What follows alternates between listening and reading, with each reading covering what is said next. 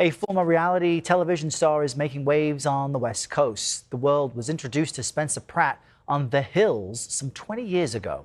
But his new reality is his campaign to become the next leader of Los Angeles. And he's gaining traction. CBS News correspondent Adam Yamaguchi exclusively interviewed Pratt and has more on his mayoral ambitions. This is your home. This is my forward operating base. On a hillside in the Pacific Palisades, Spencer Pratt lost his home to the devastating wildfires last year. I didn't want to run for mayor, but I had to step up so that my sons one day can come back to, we're standing in their former bedroom, come back here and live in the LA that I lived in. Beautiful, safe. I'm standing in what happened because of failed politicians. My answer is no. Sweet. My answer is get out of my car. Pratt first made a name for himself as the resident villain on MTV's hit show, The Hills. I got a sister crying in my face, doing drama. He yelled at me.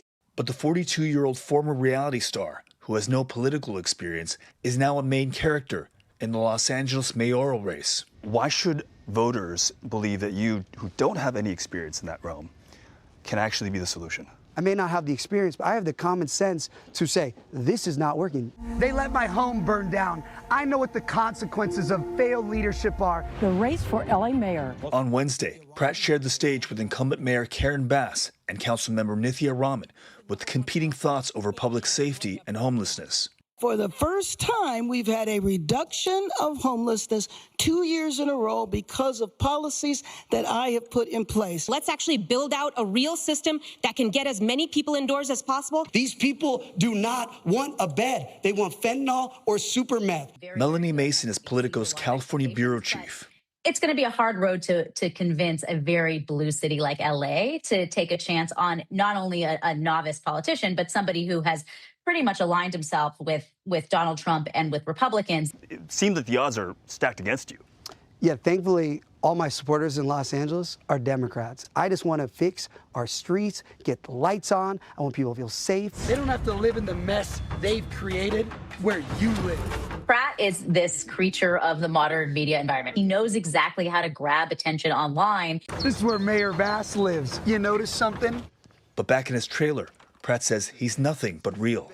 You know, I always have been an authentic person. People know when I was a reality villain, I was doing it to get paid. It was strategic. I was working with the producers. Are you being strategic now, or is this the authentic Spencer Pratt? I am being very strategic to win and save LA.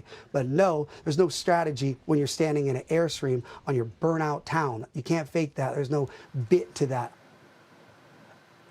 Pratt told me that he's confident he'll hit the required 50% to win outright in June without having to go to a general election. But with 40% of voters still undecided, he's got a long way to go to convince Angelenos.